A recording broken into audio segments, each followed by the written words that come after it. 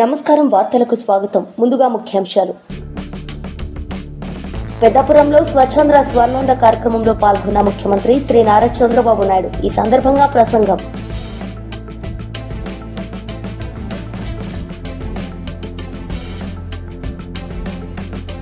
ప్రజాప్రతినిధులకు దక్కాల్సిన గౌరవానికి భంగం కలిగిస్తున్నారు కాంగ్రెస్, ఎంఐఎం పార్టీలని బీజేపీ జిల్లా అధ్యక్షుడు నిరంజన్ యాదవ్ ఆవేదన వ్యక్తం. పెద్దాపురంలో స్వచ్ఛంద్ర స్వర్ణాంద కార్యక్రమంలో పాల్గొన్న ముఖ్యమంత్రి శ్రీ నారా చంద్రబాబు నాయుడు. ఈ సందర్భంగా ఆయన ప్రసంగించారు. చూస్తే ఎక్కడికక్కడ ఈ చెత్త ఇవన్నీ కనీసం మనం వాడినటువంటి మురుగు నీరు కూడా బయట పోనీయకుండా మన ఇంటి ముందరనే ఉండడం, అక్కడ పురుగులు ఇవన్నీ తయారు కావడం, దీంతో అనేక అంటువ్యాధులు వచ్చి చాలా ఇబ్బందులు వచ్చే పరిస్థితి వచ్చింది. పోయిన గవర్నమెంట్ మీరు చూశారు, చెత్త మీద పన్నేశారు కానీ చెత్త కూడా తీలే. మామూలుగా 85 లక్షల మెట్రిక్ టన్నులు చెత్త అన్ని టౌన్స్ లో పరేసి మున్సిపాలిటీలు చెత్త చేసి వదిలిపెట్టారు.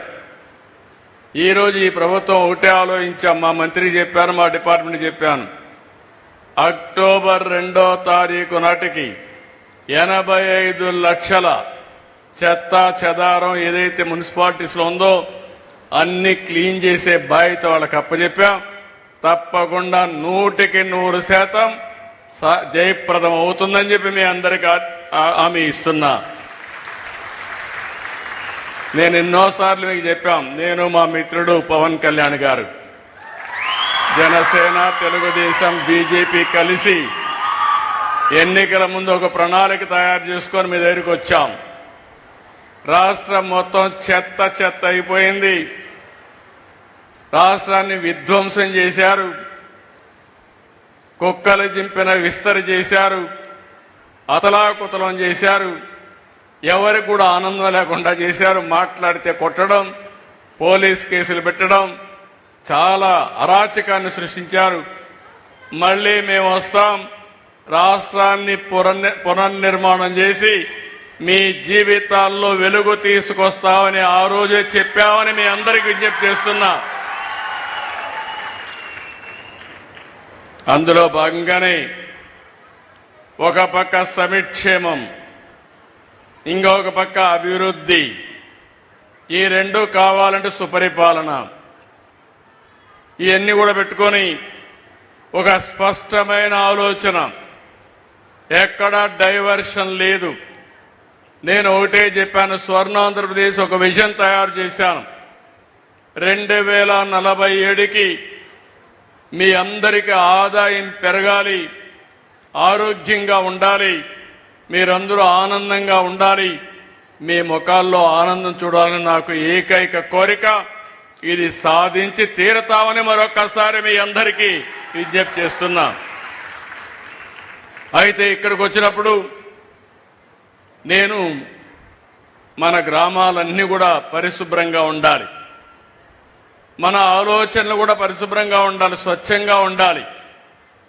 నాకెప్పుడు ఈస్ట్ గోదావరి జిల్లాకు వస్తే పాత ఈస్ట్ గోదావరి జిల్లా, అందరికంటే మంచి మనసున్న వ్యక్తులు ఈ జిల్లాలో ఉన్నారని చెప్పి కూడా నేను మీకు తెలియజేస్తున్నా. ఇప్పుడే చిన్నరాజప్ప గారి ఉపన్యాసం విన్నారు, గట్టిగా కూడా మాట్లాడు అంటే మాటల్లో కూడా సౌమ్యం గడపడే జిల్లా, ఏకైక జిల్లా ఈ ఈస్ట్ గోదావరి జిల్లా అని చెప్పి మరొకసారి తెలియజేస్తున్నా. మంచి మనసు ఉండేవాళ్లు. అలాంటి ఈ జిల్లాలో కూడా రౌడీజం జరిగింది. అవన్నీ గడచిన చరిత్ర. అయితే ఈరోజు నేను ఆలోచించింది, ముందు ఇక్కడి నుంచి ప్రారంభమై చెత్తని ఏ విధంగా సంపద చేయొచ్చునో ఆలోచిస్తున్నాం. అనేక మార్గాలున్నాయి.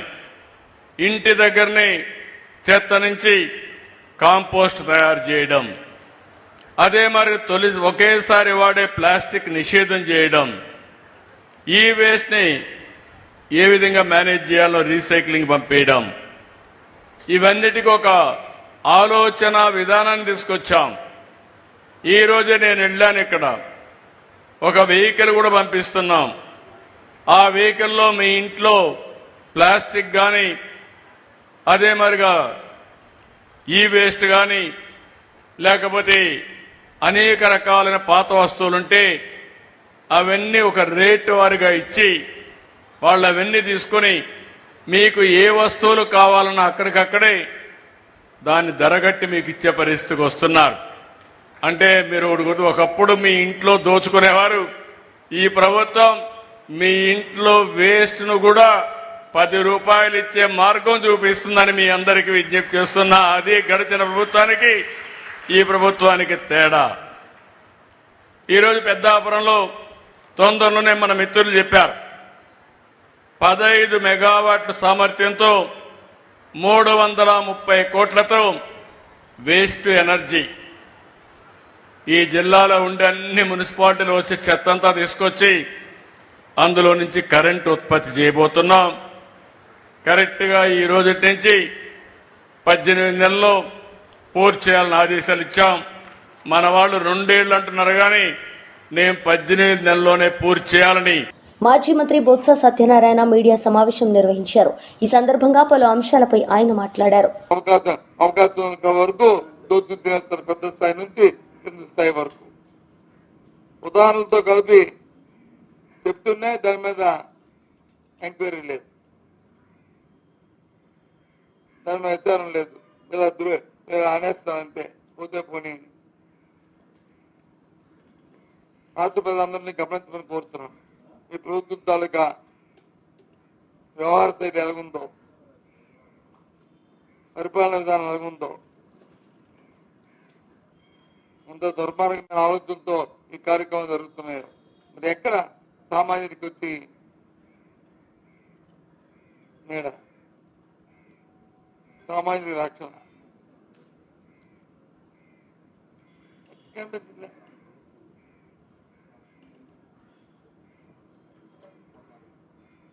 ప్రభుత్వంలో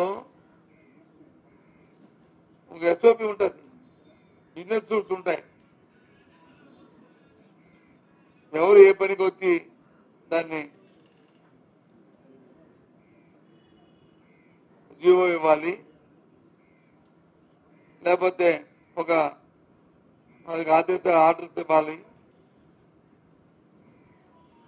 ఏ కార్యక్రమాన్ని ఎవరు చేయాలి, ఎవరి పరిధిలో ఏ స్థాయిలో ఆ పరిధిలో చేయాలి, అది జిల్లాధికారులు చేయాలా, లేకపోతే రాష్ట్రంలో సెక్రటరీ చేయాలా, లేదు మంత్రుల్లో దానిలో అది చేయాలా, లేదు ముఖ్యమంత్రి కార్యాలయం చేయాలా అని బిజినెస్ రూల్స్ ఉంటాయి.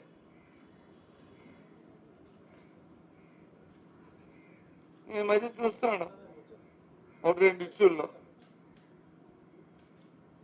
మేము ఎంక్వైరీ చేస్తాం. ఎంక్వైరీ చేయడం నాన్సెన్స్.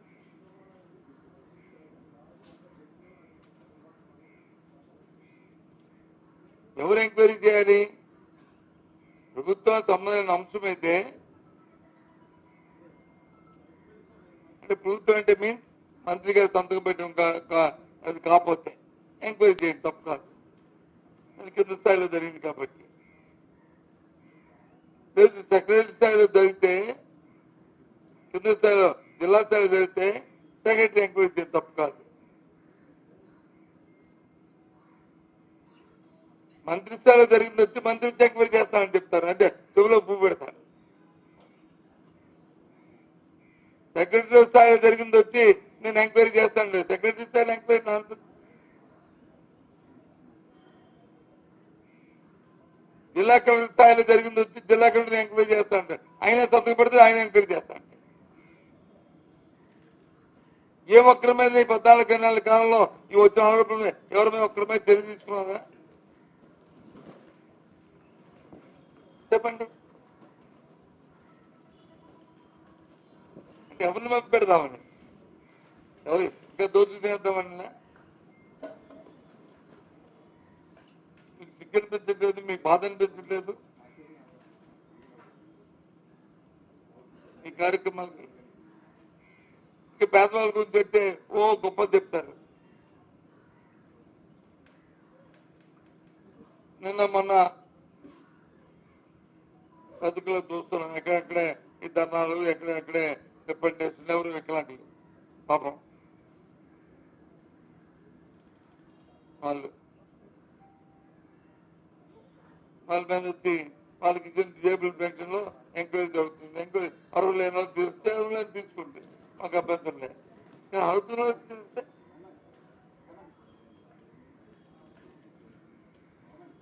ఈ రాష్ట్రంలో 7,70,000 వికలాంగుల పెన్షన్లు ఉన్నాయి. నిన్న వచ్చి నోటీస్ ఇచ్చారు. ఇస్తూ ఏమి ఇచ్చారు? నోటీసులో నేను రద్దు చేస్తాం ఇచ్చారు. ఇగో నీ పేరుకి ఇస్తూ మీరు వెళ్ళి మళ్ళీ పెట్టుకోమని దాంట్లో రాయొచ్చు కదా. ఇగో నీ తాలూకా చేస్తాము ఇంత వచ్చింది, నువ్వు వెరిఫై చేసుకొని నువ్వు దరఖాస్తు మళ్ళీ వెరిఫై చేసుకుని పెడితే నీకు ఉంటుంది, లేకపోతే లేదు.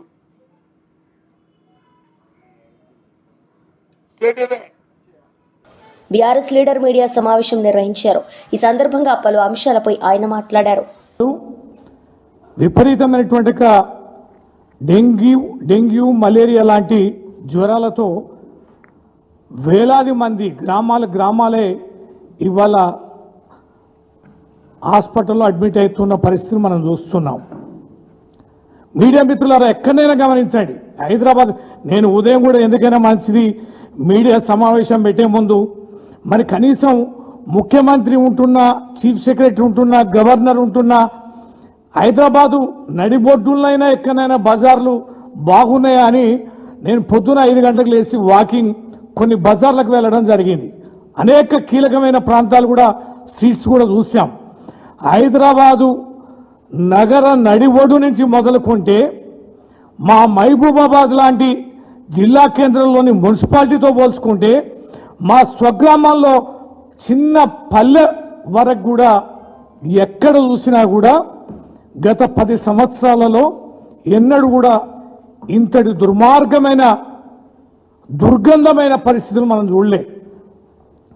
డ్రైనేజీల వ్యవస్థ బాగలేదు, పని వాళ్ళకి జీతాలు లేవు, గ్రామ పరిపాలన సంబంధించి అత్యంత కీలకమైన ట్రాక్టర్లు మనం ఇచ్చాం. ఇవాళ ట్రాక్టర్ల పరిస్థితి చాలా ఘోరంగా ఉంది. ట్రాక్టర్లు ఇవ్వలేక వాటిని మెయింటైన్ చేయలేక, డీజిల్ ఇవ్వలేక ఇగో ట్రాక్టర్స్ మొత్తం రాష్ట్ర వ్యాప్తంగా సరెండర్ చేస్తాను. ఈ ట్రాక్టర్ని మేము మెయింటైన్ చేయలేం, డ్రైవర్ జీతం మేము ఇవ్వలేం, ఈ ట్రాక్టర్ల పోషణ మేము చేయలేం, ఈ డీజిల్ మేము పోయలేమని చెప్పని ట్రాక్టర్ల సరెండర్ చూస్తున్నాం. గ్రామ పంచాయతీలకు బిల్లులు లేక మహాప్రభు బిల్లులు ఇవ్వండి మేము చేస్తున్నామని చెప్పని అక్కడ గ్రామ పంచాయతీలో పల్లెలు చూస్తున్నాం. పల్లెల్లో పడికేసిన పాలన చేతిలో చిల్లిగవ్వలేదు. పనిచేసే గ్రామ కార్యదర్శుల సమ్మెలు చేస్తున్నారు. మాకు ఏ రకమైన పట్టింపులు లేవు, జీతాలు లేవు, మెయింటెనెన్స్ సంబంధించి ఏ రకంగా అవకాశాలు లేవని చెప్పని మేము మెయింటైన్ చేయలేకపోతున్నామని గ్రామ కార్యదర్శులు కూడా సమ్మె బాటలు పడుతున్నారు. మనం పల్లెలో చూసాం, ప్రకృతి వనం అని పెట్టాం, మెయింటెనెన్స్ లేదు, చెట్లు ఎండిపోతున్నాయి, నీళ్లు లేదు, పోషణ లేదు, వర్మి కాంపోస్ట్లు అయిపోయినాయి, వాటర్ ట్యాంకులు తుప్పుపట్టిపోతున్నాయి. అన్ని గ్రామాల్లో ఉన్న ట్రాక్టర్ల వ్యవస్థ మొత్తం మెయింటెనెన్స్ వ్యవస్థ కూడా అంత పోయింది. డబ్బులు లేవు, ఏం చేయాలంటున్నారు. మేము కలెక్టర్లను అడుగుతున్నాం ఏంది దుర్మార్గం అని. మనం మా మహిబాద్ జిల్లా కేంద్రంలో తిరిగాం. ఎక్కడ స్వతంత్రం వచ్చిన కంచెలు కూడా అంత దుర్మార్గమైనటువంటి పరిస్థితిని చూడలే. అంతటి పరిస్థితికి కారణం ఏంటి అంటే కేంద్ర నిధులు లేవు, రాష్ట్రానికి రావాల్సిన గ్రామ పంచాయతీలకు సంబంధించి కానీ మున్సిపాలిటీలకు సంబంధించి కానీ ఎన్నికలకు జరగలేదు కనుక ఫైనాన్స్ కమిషన్ నుంచి రావాల్సిన కేంద్ర నిధులు రావడం లేదు. కారణం ఏంటంటే ఎన్నికలు పెట్టకపోవడం వల్ల అనేది ఇక్కడ ప్రధానమైనటువంటి విషయం. ఒక్కటే సూటిగా ప్రశ్నిస్తున్నా, 20 మాసాలుగా ఎందుకు ఎన్నికలు పెట్టలేదు? కారణం ఏంటి? ఎన్నికలు పెట్టకపోవడానికి కారణం ఏంటి? ఈ మధ్యకాలంలో చెప్పేదేంటి? 42% బీసీ ప్రజలు గెలిపించిన నియోజకవర్గాల్లో జరుగుతున్న అభివృద్ధి కార్యక్రమాల్లో ప్రజాప్రతినిధులకు దక్కాల్సిన గౌరవానికి భంగం కలిగిస్తున్నారు కాంగ్రెస్ ఎంఐఎం పార్టీలని బీజేపీ జిల్లా అధ్యక్షుడు నిరంజన్ యాదవ్ ఆవేదన వ్యక్తం చేశాడు. BJP MLC Shri AVN Reddy పేరు శిలాఫలకంలో లేకపోవడంపై, ప్రోటోకాల్ పాటించకుండా ఇతర వ్యక్తుల పేర్లు చేర్చడంపై ఆయన తీవ్ర అభ్యంతరం వ్యక్తం చేశారు. వెంకటనారాయణ రెడ్డి కూడా ఎక్కడో కాదు, మా భాగ్యనగర్ జిల్లాలో ఉంటాడు, మలక్పేట అసెంబ్లీలో ఉంటాడు, ఇదే కాన్స్టిట్యూన్సీలో ఉంటాడు మలక్పేట.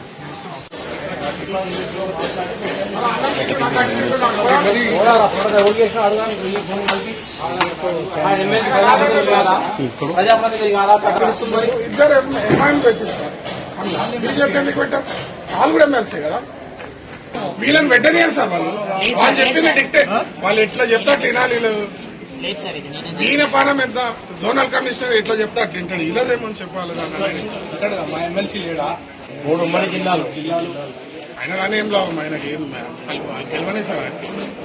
అలా చెప్పింది ఇంప్లిమెంట్ చేస్తారు సార్. అక్కడ ఇద్దరు ఎంఐఎం ఎమ్మెల్సీలు ఉంటారు, మా బీజేపీ ఎమ్మెల్సీ ఉన్నాడా?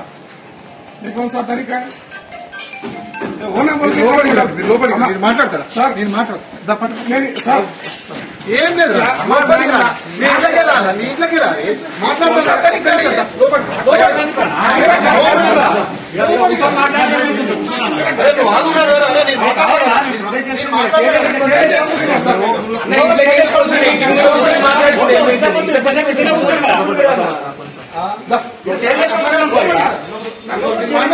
నన్ను గేట్ వేసి లాక్ చేయాలి. కూర్చొని నీ ముందరే కూర్చుంటారు, రోడ్డు మీద ఎందుకు లోపల కూర్చొని మాట్లాడదు.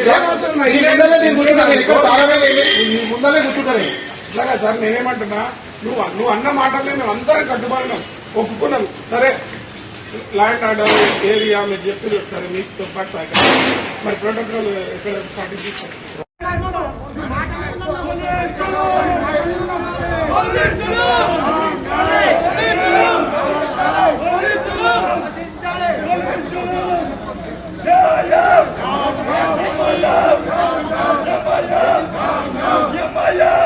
మాజీ మంత్రి మేరుగు నాగార్జున మీడియా సమావేశం నిర్వహించారు. ఈ సందర్భంగా పలు అంశాలపై ఆయన మాట్లాడారు.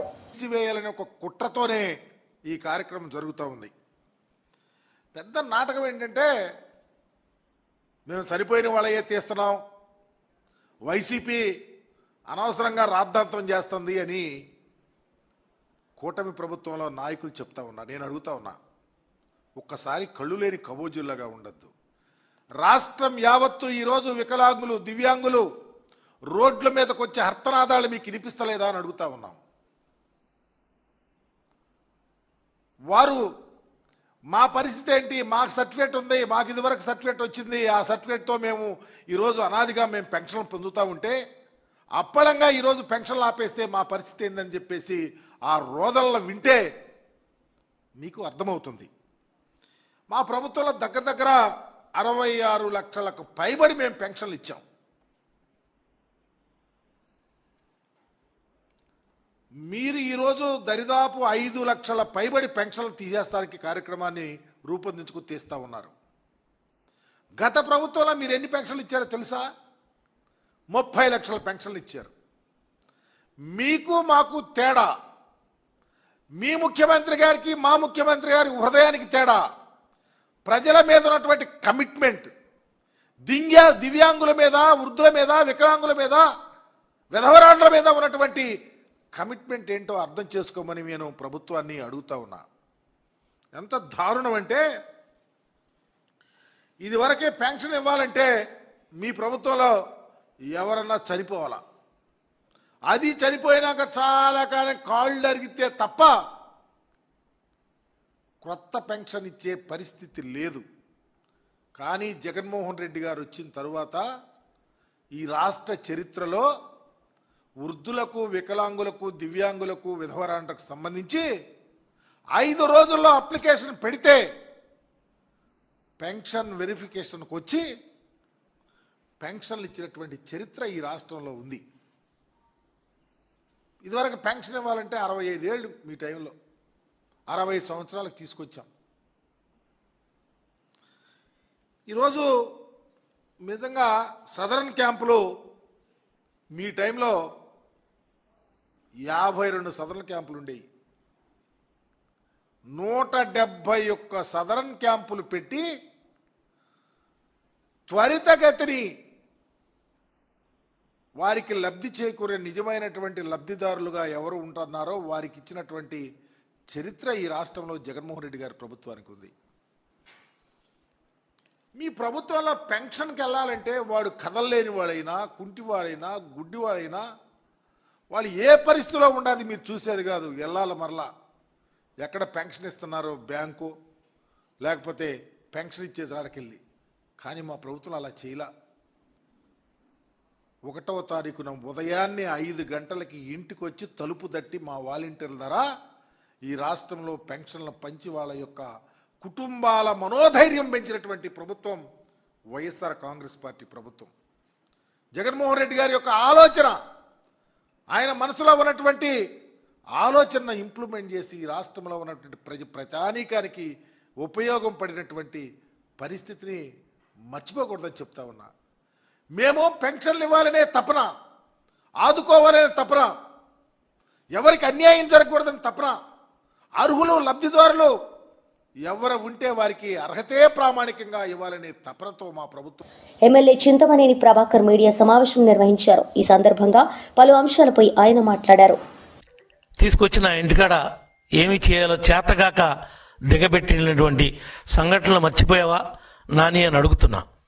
ఏదో పవన్ కళ్యాణ్ గారిని, చంద్రబాబు నాయుడు గారిని, లోకేష్ బాబు గారిని వాళ్ళ మీద నోరు పారేసుకుంటున్నావు. ఏదో నీవేదో పెద్ద సత్యహరిచంద్రుల్లాగా నీ మీదేమీ మచ్చలు లేనట్లు. కనీసం నీ భార్యను కూడా కేసులు ఇరికిచ్చావు నువ్వు చేసిన తప్పుడు పని వల్ల, నువ్వు చేసిన దోపిడీ వల్ల. నువ్వు ఇన్స్పెక్టర్ బెయిల్ తెచ్చుకునేది వరకు నువ్వు ఎక్కడికి పారిపోయావు నీకు తెలీదా? కేసులు పెడితే పెట్టండి అని అంటున్నావు ఏంటి? తప్పు చేసిన వాడు తప్పనిసరిగా చట్టం ముందు, న్యాయస్థానం ముందు ముద్దాయిగా నిలబడాల్సిందే.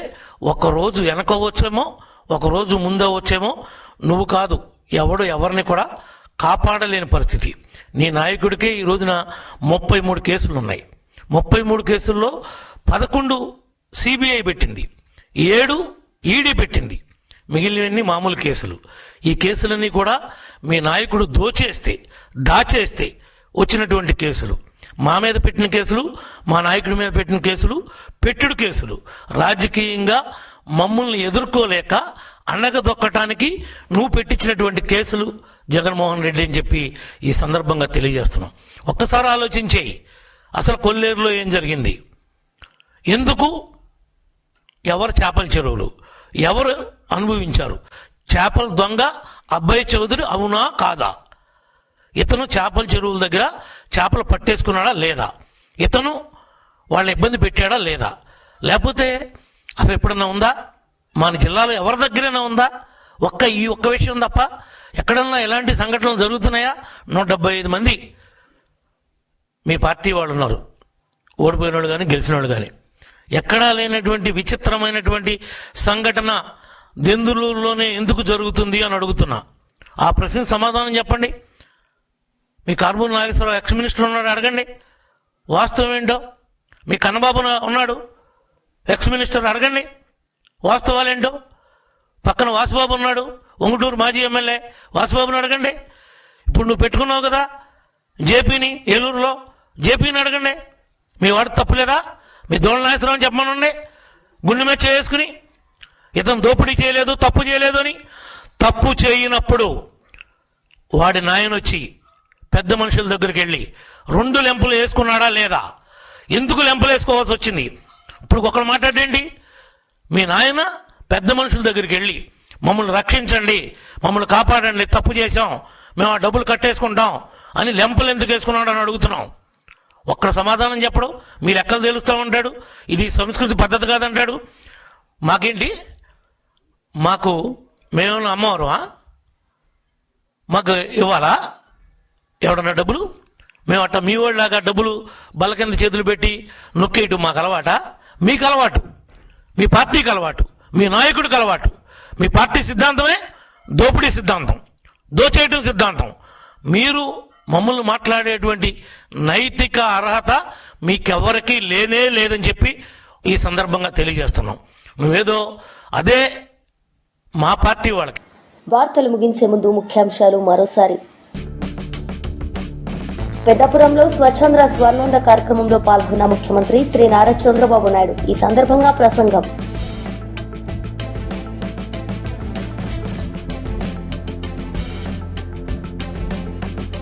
ప్రజాప్రతినిధులకు దక్కాల్సిన గౌరవానికి భంగం కలిగిస్తున్నారు కాంగ్రెస్, ఎంఐఎం పార్టీలని బీజేపీ జిల్లా అధ్యక్షుడు నిరంజన్ యాదవ్ ఆవేదన వ్యక్తం.